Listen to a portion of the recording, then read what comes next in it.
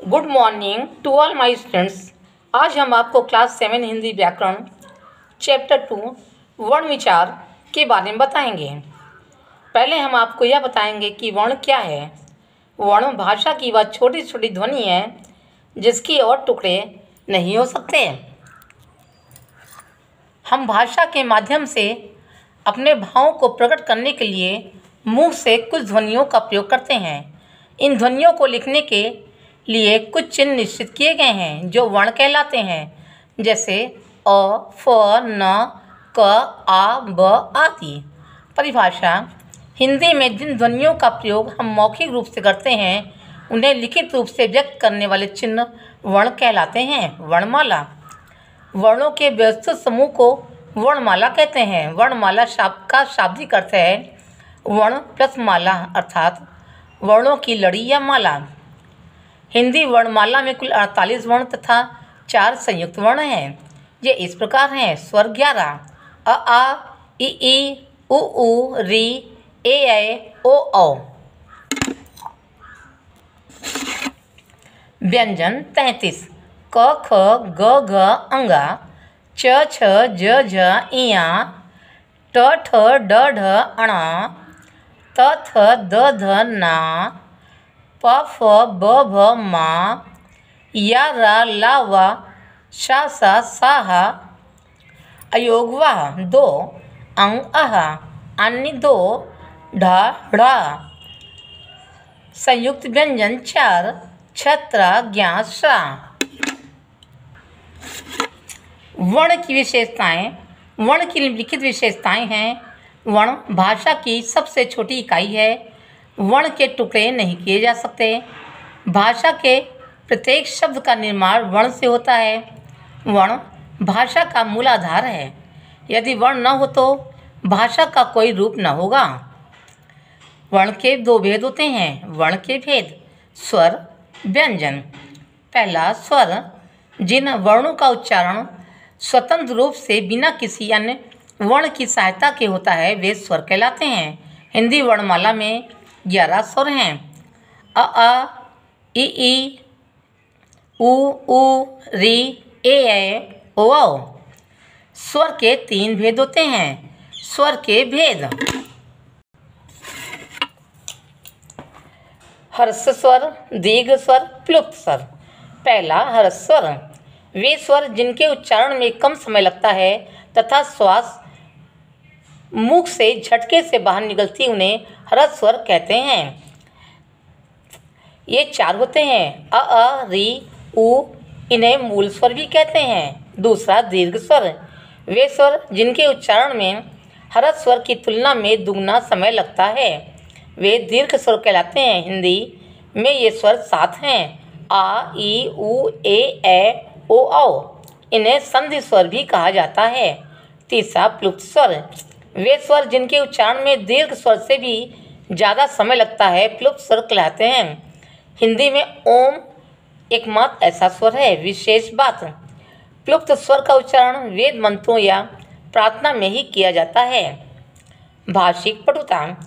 निम्नलिखित को पढ़िए। हर्ष स्वर को डैश भी कहते हैं। मूल स्वर। दीर्घ स्वर को डैश भी कहा जाता है। संधि स्वर।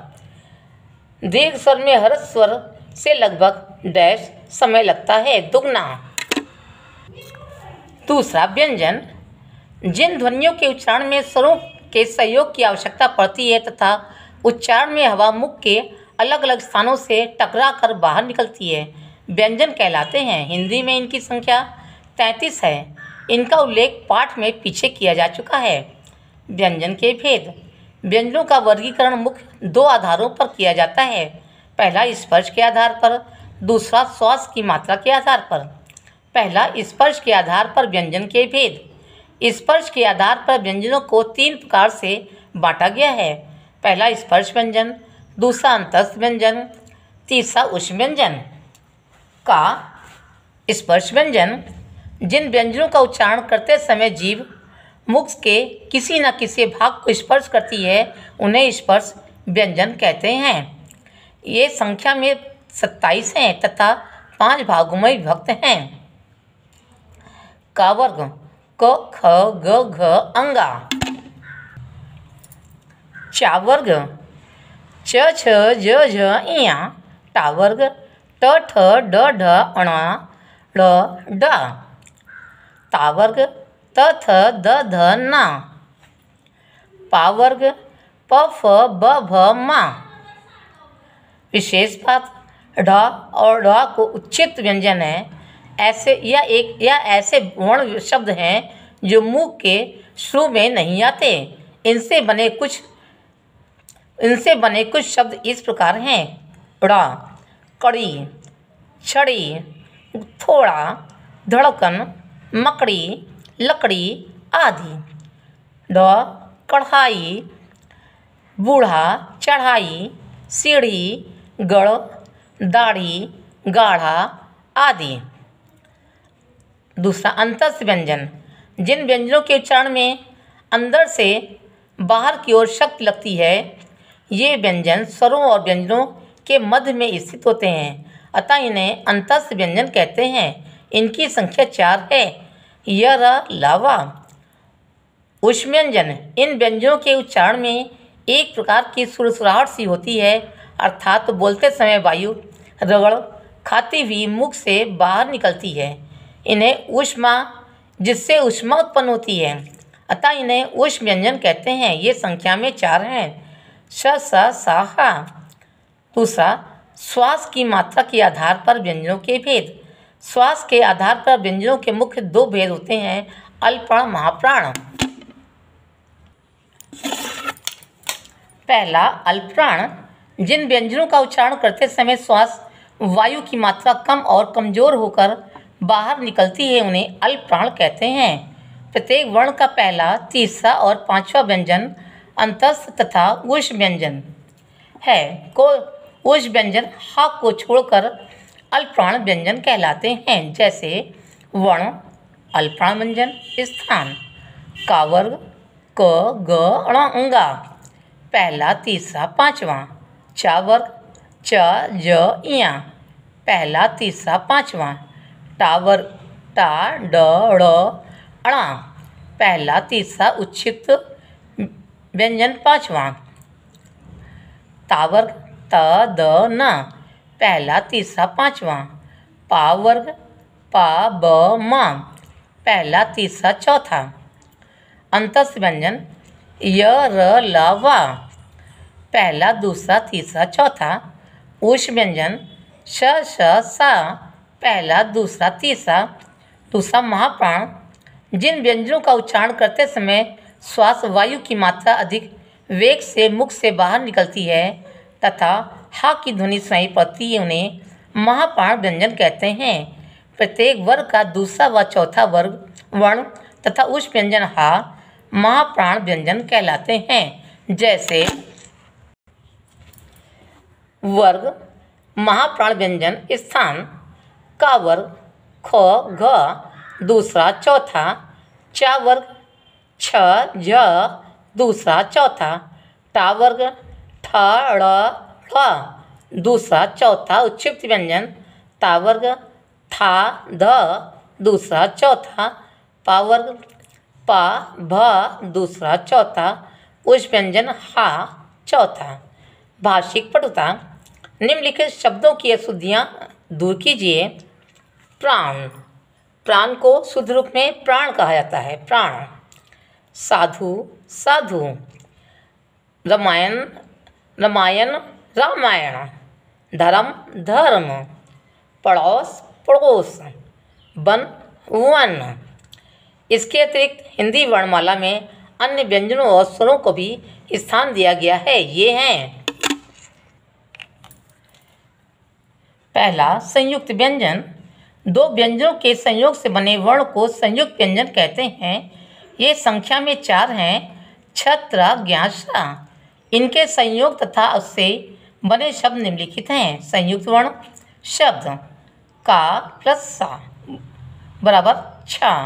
क्षत्रिय, कक्षा, नेत्र, क्षमा। ता प्लस रा बराबर त्रा, त्रेता, त्रिगुण, अस्त्र, मित्र। ज प्लस इया बराबर ज्ञा, ज्ञानी, ज्ञान, ज्ञानी, ज्ञ ज्ञाता। श प्लस रा श्रा श्रमिक श्रुति विश्राम श्रम। द्वित्व व्यंजन समान अर्थ वाले व्यंजन जब समान अर्थ वाले व्यंजन जब शब्द में दो बार प्रयुक्त हों तो उन्हें द्वित्व व्यंजन कहते हैं। इन व्यंजनों में पहला शब्द व्यंजन रहित होता है, जैसे डिब्बा, बा में हलन प्लस बा बल्ला, ला में हलन प्लस ला सज्जन, जा में हलन प्लस जा आदि। तीसरा आगत स्वर। कुछ स्वर अन्य भाषाओं जैसे अंग्रेजी, अरबी, फारसी, उर्दू से आकर हिंदी भाषा मिल गए हैं, उन्हें आगत स्वर कहते हैं, जैसे अ, ज, फ, ख आदि। अर्थभेद होने के कारण इनका हिंदी भाषा में प्रयोग किया जाने लगा है। इन वर्णों से बने शब्द इस प्रकार हैं। कॉफ़ी पर्याप्त, काफ़ी पेय पदार्थ है। फन सांप, फन एक कला। फूल पुष्प है, फूल मूर्ख।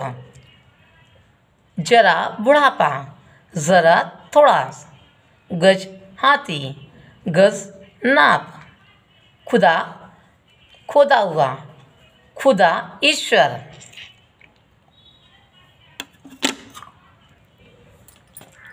अयोगवाह। अयोगवाह ऐसे वर्ण होते हैं जो न ही व्यंजनों के मेल से बनते हैं न स्वरों के मेल से। अयोगवाह के 3 रूप होते हैं। पहला अनुस्वार, दूसरा अनुनासिक, तीसरा विसर्ग। पहला अनुस्वार। जब किसी वर्ण का उच्चारण करते समय वायु केवल नाक से ही निकलती है तथा वर्ण लिखते समय शब्द पर बिंदु लगाकर दर्शाया जाता है, इस बिंदु को ही अनुस्वार कहते हैं, जैसे डंडा, चंचल, अंग, पतंग आदि। अनुनासिक चंद बिंदु। जिन वर्णों के उच्चारण में हवा नाक और मुंह दोनों से ही निकलती है, इन्हें अनुनासिक कहा जाता है। इन्हें लिखते समय शब्द पर चंद बिंदु लगाकर दर्शाया जाता है, जैसे आँख, चांद, मान आदि। तीसरा विसर्ग। अक्षर के अंत में लगने वाले 2 बिंदुओं को विसर्ग कहते हैं। इनका उच्चारण हल्के से हा शब्द की भांति होता है, जैसे अतः, प्रातः, पुनः, प्रायः, मनः स्थिति, संभवतः आदि। अनुस्वार और अनुनासिक में अंतर। अनुस्वार में वर्ण का उच्चारण केवल नाक से होता है, जबकि अनुनासिक में उच्चारण मुख और नाक दोनों से होता है। अनुस्वार युक्त व्यंजन के उच्चारण में अपेक्षाकृत अधिक समय लगता है, जबकि अनुनासिक में समान वर्ण जितना ही समय लगता है। अनुस्वार व अनुनासिक के प्रयोग से शब्द के अर्थ में भी परिवर्तन हो जाता है, जैसे हंस एक पक्षी, हंस हंसना क्रिया है। रंग नीला लाल, रंग रंगना क्रिया। द्वित्व और संयुक्त व्यंजन में अंतर। जब समान वर्ण आपस में जुड़ते हैं तो द्वित्व व्यंजन कहलाते हैं, परंतु जब अलग अलग व्यंजन आपस में जुड़ते हैं तो संयुक्त व्यंजन कहलाते हैं, जैसे द्वित्व व्यंजन, संयुक्त व्यंजन। सच्चा मक्खी, दिल्ली गुच्छा, पक्का अच्छा, बच्चा भस्म। भाषिक पटुता। निम्नलिखित शब्दों को उनके उचित स्थान पर लिखिए। सांप, चंचल, अंडा, मुंह, संस्कार, हंस, हंस, पूंछ। अनुनासिक सांप, मुंह, हंस, पूंछ। अनुस्वार अंडा, संस्कार, हंस, चंचल। ध्वनियों का उच्चारण स्थान। जिन ध्वनि वर्ण के उच्चारण में मुख के जिस भाग पर विशेष बल दिया जाता है उसे उस ध्वनि का वर्ण का उच्चारण स्थान कहते हैं, जैसे कम संख्या वर्ण ध्वनि। उच्चारण स्थान नाम। पहला अ आ औ क ख ग घ अंगा हा और विसर्ग अह। कंठ कंठ्य। दूसरा इ ई च छ ज झ इया या शा तालु तालव्य। तीसरा री ट ठ ड ढ अणा ड़ ढ श रा मूर्धा मूर्धन्य। चौथा त थ द ध न ल स दंत दंतव्य। सॉरी दंत्य। पांचवा प फ ब भ म उ ऊ ओष्ठ ओष्ठ। छठवां ए कंठ तालु कंठ तालव्य। सातवां ओ औ कंठ ओष्ठ कंठोष्ठ। आठवां व फ दंत ओष्ठ दंतोष्ठ। नौवां अंग आ ड इया ण न मा नासिका नासिक्य। महत्वपूर्ण तथ्य। हिंदी वर्णमाला में कुल 48 वर्ण हैं। उच्चारण के आधार पर वर्णों के दो भेद हैं, स्वर व्यंजन। जिन वर्णों का उच्चारण स्वतंत्र रूप से बिना किसी अन्य वर्ण की सहायता से किया जाता है वे स्वर कहलाते हैं। वे स्वर जिनके उच्चारण में कम समय लगता है उन्हें हर्ष स्वर कहते हैं। जिन वर्णों का उच्चारण स्वरों की सहायता से होता है उन्हें व्यंजन कहते हैं। ड और ढ उच्छिप्त व्यंजन हैं कहलाते हैं। हिंदी भाषा में 4 संयुक्त वर्ण हैं, छ त्र ज्ञ श्र। समान अर्थ वाले व्यंजन जब शब्द में 2 बार प्रयुक्त हों तो उन्हें द्वित्व व्यंजन कहते हैं। आगत स्वर हिंदी भाषा में अन्य भाषाओं से आए स्वर हैं। अयोगवाह ऐसे वर्ण हैं जो न तो स्वरों के मेल से बनते हैं और न ही व्यंजनों के मेल से। आइए अब हम अभ्यास कार्य करते हैं। दूसरा, उपयुक्त शब्द चुनकर रिक्त स्थानों की पूर्ति कीजिए। अनुनासिक 2, अनुसार अनुस्वार, विसर्ग, अयोगवाह, आगत, द्वित्व। का उच्चारण के आधार पर वर्णों के डैश भेद होते हैं। 2, खा शब्द पर दर्शाए गए अनुस्वार को डैश कहते हैं, अनुस्वार। ग अन्य भाषाओं के वर्णों को डैश स्वर कहते हैं, आगत। घा समान वर्ण एक साथ जुड़ने पर डैश व्यंजन कहलाते हैं, द्वित्व। अंगा अंगा अयोगवाह के 3 रूप हैं, अनुस्वार, डैश और डैश, अनुनासिक और विसर्ग। चा जो वर्ण न तो स्वरों के मेल से बनते हैं और न ही व्यंजनों से उन्हें डैश कहते हैं, अयोगवाह। तीसरा, सही कथन के सामने सही तथा गलत के सामने गलत का चिन्ह लगाइए। क वर्ण के 4 भेद होते हैं, गलत है। ख ओम प्लुप्त स्वर कहलाता है, ये सही है। ग ड और ढ संयुक्त वर्ण कहलाते हैं, ये गलत है। घ जिन वर्णों का उच्चारण स्वरों की सहायता से होता है उन्हें व्यंजन कहते हैं, सही है। अंगा 2 वर्णों के संयोग से बने व्यंजनों को संयुक्त व्यंजन कहते हैं, ये सही है। थोड़ा सा है। निम्नलिखित वर्णों के संयोग से बने वर्ण तथा उनसे बने 2 शब्द लिखिए। वर्ण शब्द का प्लस शा छा छत्री क्षमा। ख ल प्लस ल लल बिल्ली दिल्ली। का प्लस क पक्का सिक्का। ता प्लस रा त्रा त्रिशूल त्रिदेव। ज्या प्लस इया ज्ञा ज्ञान ज्ञाता। पांचवा, अनुस्वार तथा अनुनासिक से बने 4 शब्द लिखिए। अनुस्वार कलंक चंदन पतंग कुंदन। अनुनासिक चांद आंगन आंचल आँख। विसर्ग का प्रयोग करते हुए 5 शब्द लिखिए तथा उनका वाक्यों में प्रयोग कीजिए। शब्द वाक्य का प्रायः हम विद्यालय देर से पहुंचते हैं। खा प्रातः हमारे दादाजी प्रातःकाल सैर करने जाते हैं। ग निसंकोच सच बोलो। घ पुनः वे भगवान को पुनः पुनः याद करते हैं। अंगा अंतःकरण साफ रखो।